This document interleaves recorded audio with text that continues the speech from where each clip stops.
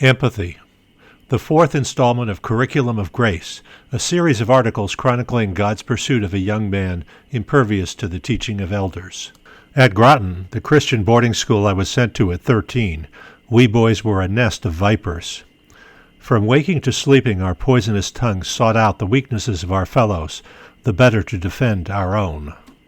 Had we been governed by a constitution, we would have demanded that it enshrine a right to sarcasm.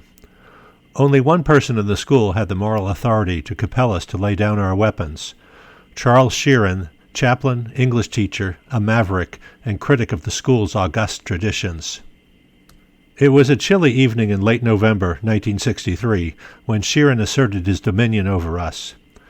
It had been his week to oversee ninth grade study hall. For several days we'd taunted him. Alarm clocks hidden behind oak panels rang at odd intervals. Radiating innocence, we struggled to contain our mirth.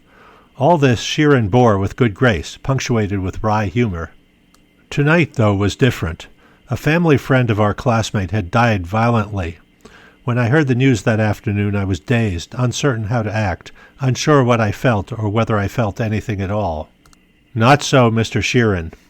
If any of you think it would be funny to pull a prank tonight, he announced in a voice rough with grief, may God have mercy on your immortal soul. Before his baleful gaze we bowed our heads, a roomful of 14-year-olds mourning America's late president. From that day on, our rapier wit was sheathed in Mr. Sheerin's presence.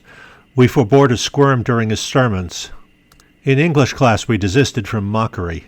When my friend Artie indulged in a sarcastic comment at the expense of the humble cast of characters in Thornton Wilder's Our Town, no one smiled. As private school boys, privileged beyond measure, we were a haughty lot. Empathy came hard to us. We lacked appreciation for the tragic side of life. In English class, books chosen for us to read demanded more than we had to give. Mr. Sheerin would step in with a personal vignette to see what we were missing. He told us once that on the night his father's heart failed, he was in bed with a girl when the call from home came through. His father died before he reached him. One day, he promised, we would know shame like that. I doubt there was anyone among us who didn't hope fervently he wouldn't. I lived for Sheerin's stories. They shone in my emerging consciousness, casting a wan light over the vast, dark, human landscape I seemed to have learned so little of during my years of schooling. No other master at Groton knew so well what we needed or tried as hard to give us what we yearned for. Sheerin did more than talk and taught more than just books. He took us by the hand and showed us what the world needed from us and what we had to give. Once a week, starting in our junior year, he would drive a car full of us a half hour to a small town where each would spend an hour with a child in need. I was assigned a grave little boy, Henry, whose father had died.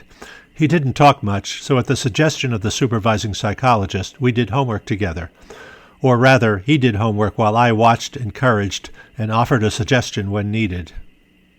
He was so quiet it sometimes seemed he didn't know that I was there, but then his stillness, when I bent over him to check an answer, reassured me that he did know, as the psychologist kept telling me. On the way back to school, Sheerin used to stop and buy a box of donuts, nurturing us as we had tried to nurture the children.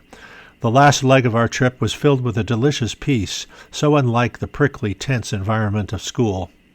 Peace, aggression, love, and vitriol, the days marched by. In unformed adolescent brains, the pattern never registered. Our unmet needs quietly lingered, trailing in the wake of anxious days, until a maverick in a clerical collar summoned them briefly to consciousness. The curriculum of grace, to which Sheerin unawares contributed so much, left no outward mark on us. It left no trail of adages or axioms, as the school's official teaching did. No class recitation, nothing to be written out in blue books. Its work within us was silent but powerful. The memory of the peace I'd felt sitting with Henry and afterward in Sheerin's car pursued me long after I left Groton. Wherever life took me, I sought in vain to recover it. I never learned from Sheerin whose peace it was that I yearned for. I did not find Christ until 5 decades later.